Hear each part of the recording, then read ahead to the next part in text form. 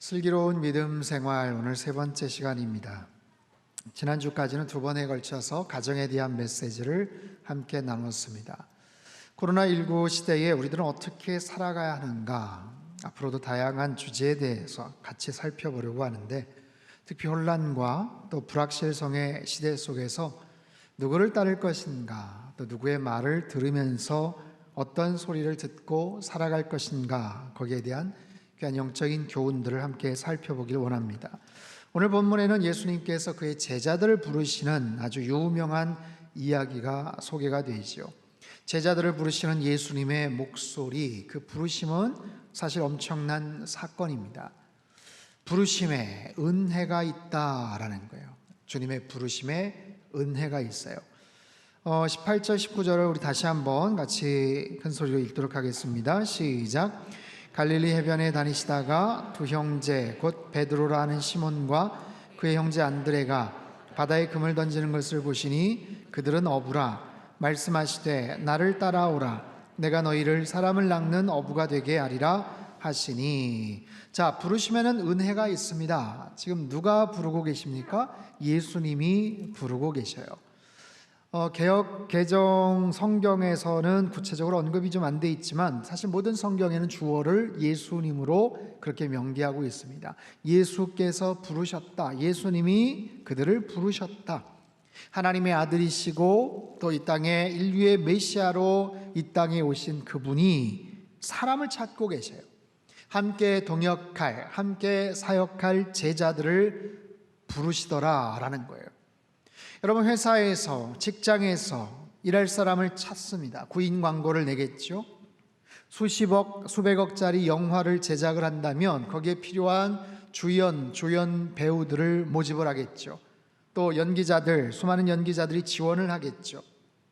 최고의 스포츠 구단에서 엄청난 연봉을 받을 선수를 만약에 뽑아야 된다면 수많은 선수들 리스트를 보고서 얼마나 면밀하게 꼼꼼하게 또 그들의 모든 스펙들을 보면서 신중하게 살펴보겠습니까? 국가대표 감독으로부터 어느 날 콜링을 받는 선수가 있다면 아마 그날 밤 잠을 이루지를 못할 거예요. 부모님에게, 가까운 지인들에게 동네방네 소문내면서 내가 국가대표가 되었어요. 태극마크를 달게 되었어요. 저 이제 올림픽 나가요. 월드컵 나갈 수 있어요. 그러겠죠. 누군가에게 부름을 받는다는 것, 쓰임을 받는다는 것은 대단히 영광스러운 일입니다. 하물며 예수님께서 공생의 사역을 시작하시면서 함께 사역할 제자들을 찾으세요. 그리고 그들을 부르세요. 그냥 부르시지 않겠죠. 아무나 뽑지 않으셨겠죠. 장차 초대교회의 주역이 될 그런 기둥 같은 일꾼들이 도대체 누구일까? 온 세상에 복음을 전하고 교회를 세우고 생명의 말씀을 증거해야 될 그 제자들, 그냥 오다 가다 만난 사람, 우연히 길에 지나가다가 부딪힌 사람, 그렇게 부르시지 않았겠죠. 본문 18절에 보시니라는 단어가 있는데 그 헬라어 뜻은 주목하다, 관찰하다 라는 의미를 갖고 있어요. 좀 더 확장시켜 볼 때 정신적이고 영적인 부분까지 깨닫고 인식하다, 주님께서 그렇게 보셨다라는 거예요. 주님이 보시는 신적인 통찰력을 가지고 사람을 보시고 부르시고 제자 삼으세요. 여러분, 예수님의 부르심이 얼마나 은혜스러운 일입니까? 그들은 누구입니까? 어부예요. 어부, 고기 잡는 사람들. 낚시가 취미인 사람이 아니고요, 고기 잡는 것을 자신의 본업으로 삼고 살아가는 사람들, 갈릴리 연안에서 그물질을 하고 물고기를 잡아다가 그것을 팔아서 돈으로 바꾸고 그것을 가지고야 생활을 하는 그런 사람들. 그날 갈릴리 연안에는 수많은 어부들이 있었을 텐데 예수님께서는 꼭 집어서 그들을 부르셨어요. 예수님은 그들의 어떤 부분을 주로 보셨을까요? 학연이 아닙니다. 지연이나 혈연도 더더욱 아니에요. 무엇보다도 그들의 성실성, 성실함을 보셨죠. 부족해 보여도, 투박해 보여도, 공부를 많이 못해서 무식해 보여도 그들 삶 속에 배어있는 오롯한 그 성실성. 여러분, 예수님의 제자들은 대부분 다 일하는 현장에서 예수님을 만나게 됩니다. 이 복음서의 저자인 마태, 세리 마태도 세관에서 일하다가 예수님의 부르심을 받지요. 오늘 본문에 4명의 제자들이 나옵니다. 베드로와 안드레, 그의 형제들이죠. 그들은 열심히 그물질을 하다가 물고기를 잡다가 예수님을 만나게 돼요. 예수님의 부르심을 받습니다. 나들이 간 거 아니에요? 여행 가서 낚시하는 것 아니에요? 자신들의 생업입니다. 삶의 자리에서 그들은 열심히 일을 하고 있었어요. 뒤에 나오는 야고보와 요한도 마찬가지입니다. 아버지와 함께 그물을 깁고 있었다. 그들은 일하고 있었어요. 고기를 잡기 위해서 그물질을 했고 그물질한 것을 손질을 하고 있었죠. 자, 제자들은 그 기본적으로 성실한 사람들, 뭔가 열정을 가지고 신실하게 그 역할들을 감당하는 사람들, 오늘 본문에 바로 제자들입니다. 주님께서는 이처럼 현장에서 열심히 자신의 역할에 최선을 다하는 사람들을 찾아가세요. 오늘 이 시대도 마찬가지죠. 예수님께서는 오늘 우리의 삶의 현장에 찾아오셔요, 나타나셔요, 말을 거세요. 그 일들이 크고 화려해 보이는 일일 수도 있습니다. 아니면 작고 소박해 보이는 그런 일일 수도 있어요. 그러나 자신의 소신과 열정을 가지고 최선을 다해서 그 자리를 지키는 사람들을 주님은 사랑하시고 찾아오셔서 이름을 부르십니다. 주님께서 우리를 찾아오세요. 주님께서 우리 한 사람 한 사람의 이름을 아시고 부르시더라. 여러분, 그때부터 주님과 우리와는 특별한 관계가 형성이 되는 것 아닙니까? 그렇게 해서 우리는 주님의 자녀가 될 수 있었고요, 하나님의 백성이 될 수 있었고요, 그 과정을 통해서 우리는 참된 크리스찬 성도가 된 거예요. 그런 성도들이 모인 곳이 바로 교회인 줄 믿습니다. 여러분, 교회를 헬라어로 에클레시아라고 그렇게 이야기하죠. 에크라는 단어와 칼레오라는 단어의 합성어입니다. 에크는 무엇으로부터라는 전치사이고요, 칼레오는 부르다라는 동사입니다. 무엇으로부터 부르다, 어디로부터 부르다, 세상으로부터, 죄로부터, 절망과 사망으로부터 부르다. 그렇게 불림받은 존재가 바로 성도요, 그들이 모인 곳이 바로 교회다라는 거죠.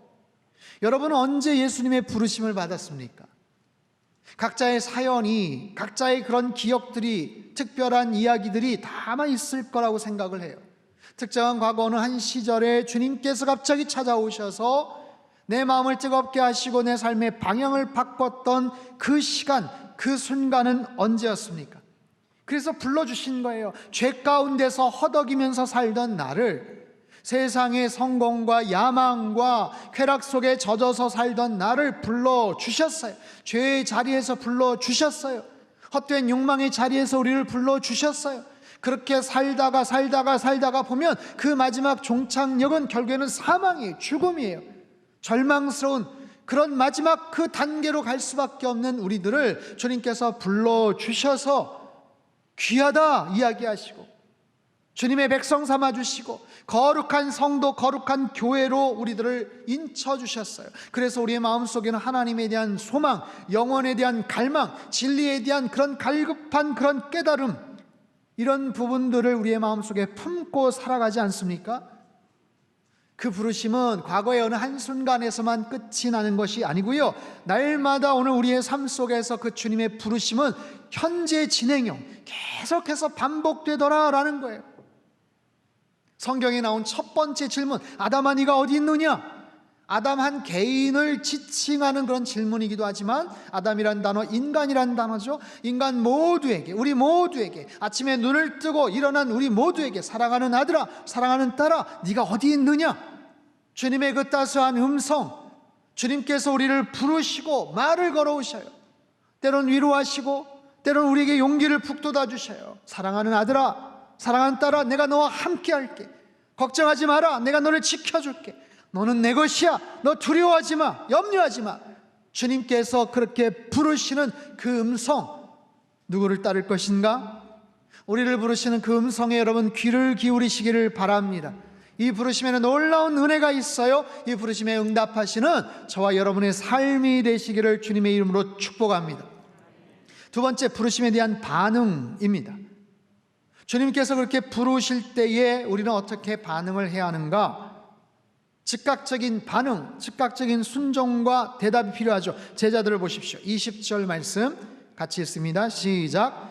그들이 곧 그물을 버려두고 예수를 따르니라. 예수님께서 부르시자 그들이 곧 그물을 버려두고 예수님을 따랐더라. 이러한 모습은 야고보와 요한도 마찬가지예요. 21절 22절 같이 읽습니다. 시작.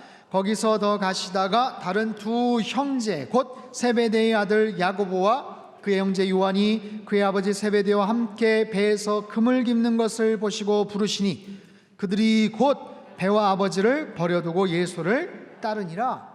자, 그들이 곧 배와 아버지를 버려두고 예수님을 쫓았다, 따랐다. 여기서의 곧이라는 이 부사, 즉각적으로 무조건적으로 주님을 따랐다. 모든 것을 버려두고, 그물을 버려두고, 배와 아버지를 버려두고 무조건, 즉각적으로 무조건 따랐다. 요즘 대한민국의 트로트 열풍이 대단합니다. 트로트 노래 중에 무조건이라는 노래 여러분 아시죠? 좋아하시나요? 마스크로 가려져 있지만 지금 미소가 이렇게 보여요. 제가 차마 이 설교 강단에서 부를 수는 없고 가사를 좀 소개하겠습니다. 내가 필요할 땐 나를 불러줘. 언제든지 달려갈게. 낮에도 좋아 밤에도 좋아 언제든지 달려갈게. 다른 사람들이 나를 부르면 한참을 생각해 보겠지만 당신이 나를 불러준다면 무조건 달려갈 거야. 당신을 향한 나의 사랑은 무조건이야. 당신을 향한 나의 사랑은 뭐죠? 특급 사랑이야. 태평양을 건너 대서양을 건너 인도양을 건너서라도 당신이 부르면 달려갈 거야. 무조건 달려갈 거야. 다 알아요. 제가 지금 다 따라하고 있었던 거 다 압니다. 여러분, 오늘 본문을 묵상하다 보니까 이 가사가 막 너무 은혜가 되는 거예요. 아마 그 당시에 베드로, 야고보, 요한이, 야고보가, 안드레가 이 가사를 알았다, 이 노래를 알았다면 아마 예수님 부르실 때 아마 이 노래를 부르면서 막 따라가지 않았을까, 그런 상상도 해봅니다. 곧 따라갔다. 모든 것을 버려두고 곧 따라갔다. 즉각적으로 무조건 따라갔다. 무조건 당신이 나를 부르시면, 불러준다면 무조건 따라가는 거예요. 그 주님을 향한 사랑, 아니 어떻게 이것이 가능할까? 여러분, 그 당시만 해도 예수님에 대한 사역이나 그 명성이 그렇게 많이 알려지진 않았어요. 그렇다고 예수님을 처음 봤는가? 또 그렇지도 않아요. 요한복음에 보면 베드로와 안드레는 예수님을 만난 적이 있습니다. 당시 세례 요한의 제자였던 안드레가 아마 세례 요한을 통해서 그런 이야기들을 들었겠죠. 보라, 세상 죄를 지고 하는 하나님의 어린 양이다. 저번에 신들매를 내가 들지를 못한다. 저분이 도대체 누굴까? 거기에 대한 많은 생각과 고민과 그런 소문들, 그걸 통해서 저분이 정말 특별한 분이구나. 심지어는 베드로에게 가서 내가 메시아를 만났다 라고까지 이야기하는 것을 보면 메시아에 대한 그런 고백, 특별한 믿음, 마음속에 벌써 요동이 섰어요. 마음에 감동이 있었어요. 그 상황에서 예수님이 딱 부르시니까 그냥 즉각적으로 순종하며 따라간 거죠.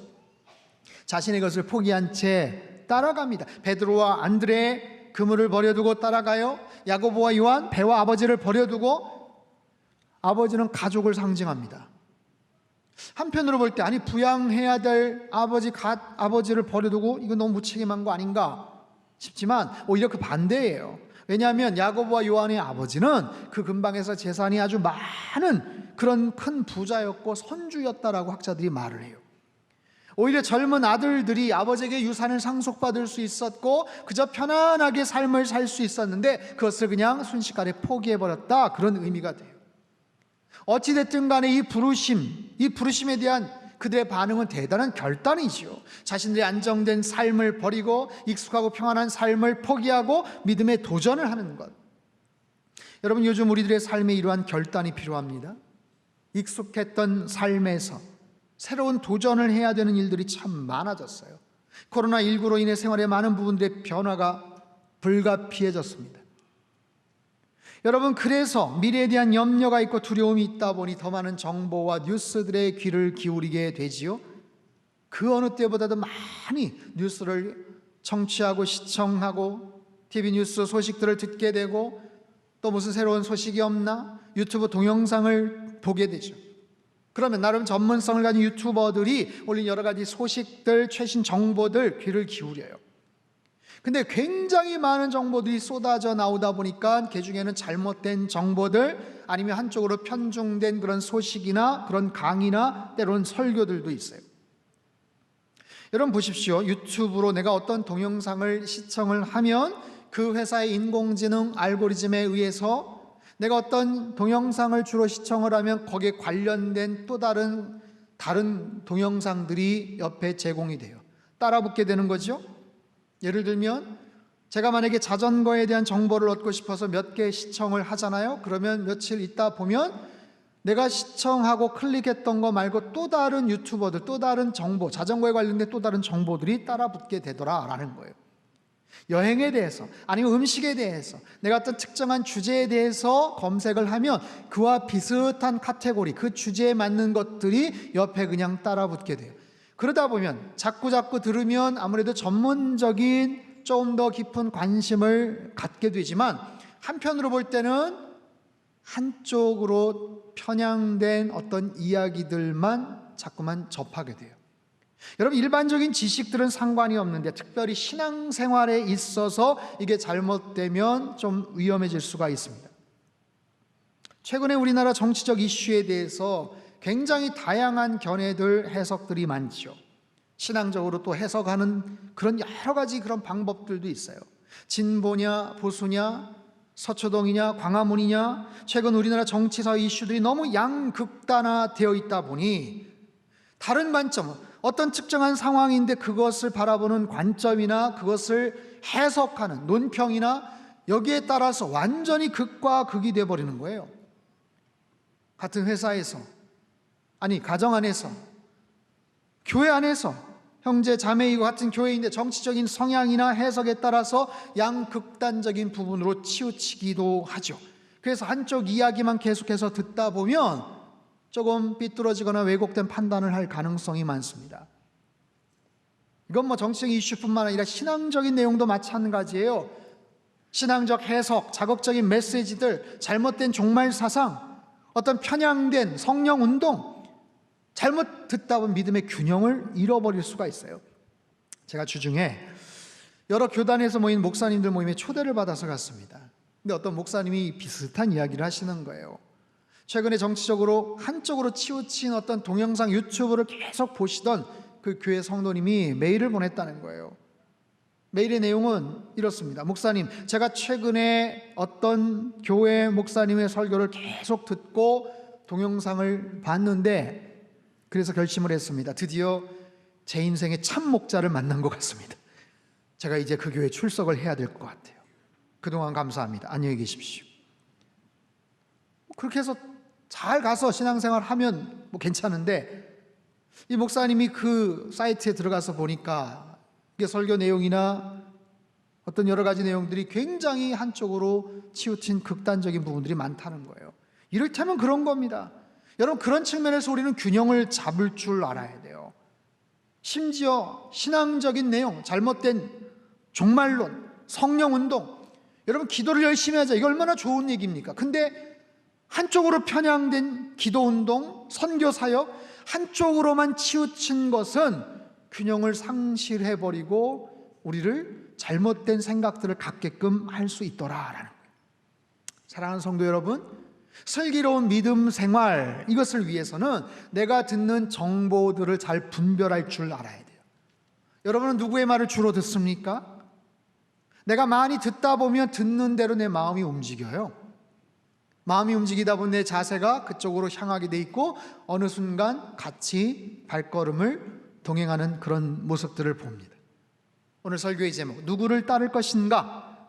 여러분, 주님의 음성에 귀를 기울이시고 예수님만을 따라가는 삶이 되시기를 축복합니다.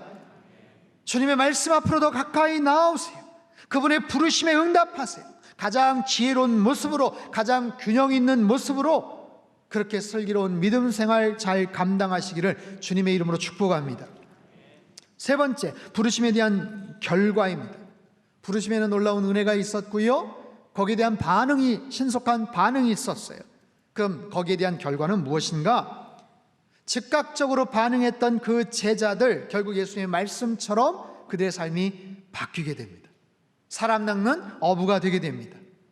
예수님의 가장 가까운 거리에서 예수님을 보좌하며 여러 가지 성경 말씀을 들으며 훈련을 받으며 결국 초대교회의 위대한 리더가 되었고 삶의 놀라운 변화를 경험하게 되지요. 여러분, 예수님의 제자들 한번 생각해 보십시오.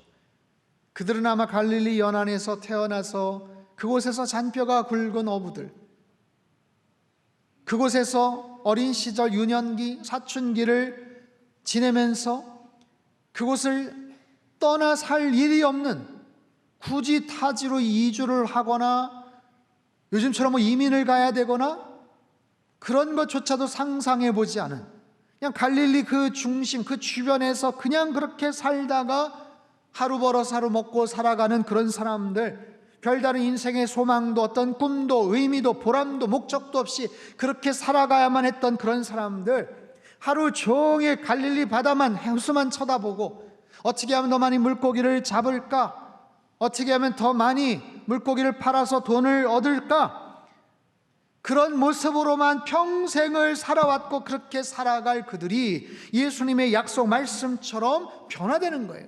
사람 낚는 어부가 됩니다. 사람들에게 생명과 구원과 소망의 말씀들을 전하는 사람들이 돼요. 자기들처럼 별다른 소망 없이 살아가던 사람들, 실패와 좌절 가운데 어찌할 바 몰라 살아가던 사람들에게 복음의 말씀을 전하고 예수님에게 인도해내는 귀하고 아름다운 인생을 살게 되더라. 그 부르심에 반응했던, 거기에 대한 아름다운 결과죠. 자, 예수님이 뭐라고 말씀을 하세요? 19절 말씀 다시 한 번만 읽겠습니다. 시작. 말씀하시되 내가 너희를 사람을 낚는 어부가 되게 하리라 하시니 나를 따라오너라. 나를 따라오라. 내가 너희를 사람 낚는 어부가 되게 하리라. 여러분, 이 원문에 포이에소라는 단어가 나오는데 이건 뭐냐면 내가 그렇게 만들리라, 내가 그렇게 되게 하리라.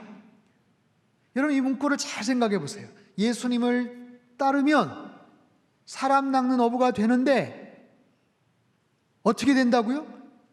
내가 그렇게 만들어 줄 거다. 예수님이 부르셨으니까, 예수님의 제자가 됐으니까 이제 정신 똑바로 차리고 훈련 열심히 받고 열심히 뭔가를 해야지. 나는 좀 부족하고 나는 실력이 없는데 어떡하지? 그 제자로서의 자격 요건이 중간에 혹시 박탈되면 어떡하지? 염려하거나 걱정할 필요가 없어요. 너네들 제자 삼았으니까 이제 열심히 살아. 어느 정도 기준, 도덕적인 가치 이 부분 똑바로 지키면서 잘 살아야 돼. 그게 아니고 행동의 주체가 제자가 아니라 바로 예수님이에요. 사람 낚는 어부가 되게 하는 것은 그들의 노력이 아니라 예수님께서 그렇게 만들어 주시겠다 약속이에요. 부르심에 응답하면, 나에게 가까이 오면 내가 그렇게 만들어 줄 거다. 내가 그렇게 되게 할 거다. 여러분, 예수님의 부르심에 응답하면 우리는 변화될 줄로 믿습니다. 주님의 초청에 반응하면 주님께서 우리를 책임져 주실 줄로 믿습니다. 그렇기 때문에 무엇보다도 예수님께 가까이 가야 되는 거예요. 주님께 즉각적으로 반응해야 되는 거예요. 자주 그분의 말씀을 들어야 되고 그분의 음성에 순종하며 따라 나아가는 것. 그러면 우리는 내가 이를 악물고 노력해서가 아니라 자연스럽게 변화되더라. 주님께서 그렇게 변화시켜 주시더라 라는 거예요. 그래서 누구를 따르느냐는 이렇게 중요한 겁니다. 슬기로운 믿음 생활, 우리가 듣는 수없이 많은 정보와 뉴스와 소식들, 어떤 것들을 분별해서 스크린에서 여러분 듣고 계십니까? 누구를 따라가고 계십니까?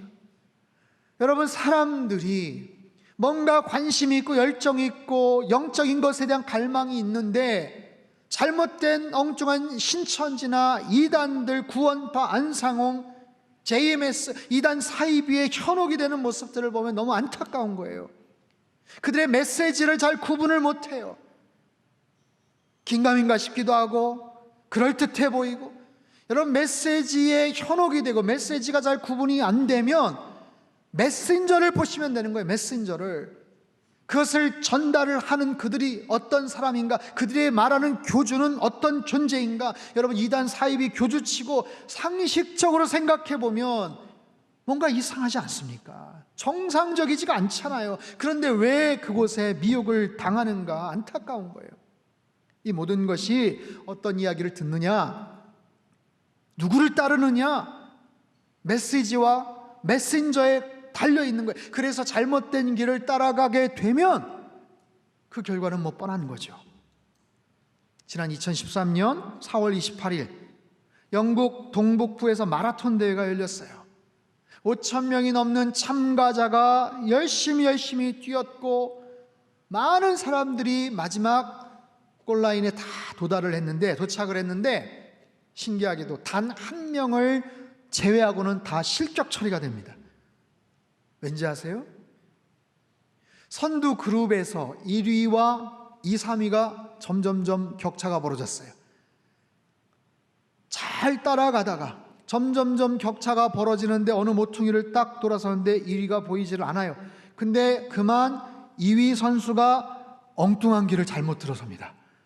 가야 되는 길이 아니라 엉뚱한 길이 이 길인가벼 하면서 이 길을 따라갔는데 그 선수를 보면서 3위가 4위, 5위, 6위가 쫓아가는 거예요. 그 선수들을 보면서 또 중위권에 있는 사람들이 우르르 쫓아가는 거예요. 그러다가 다 엉뚱한 길을 가고 말았어요.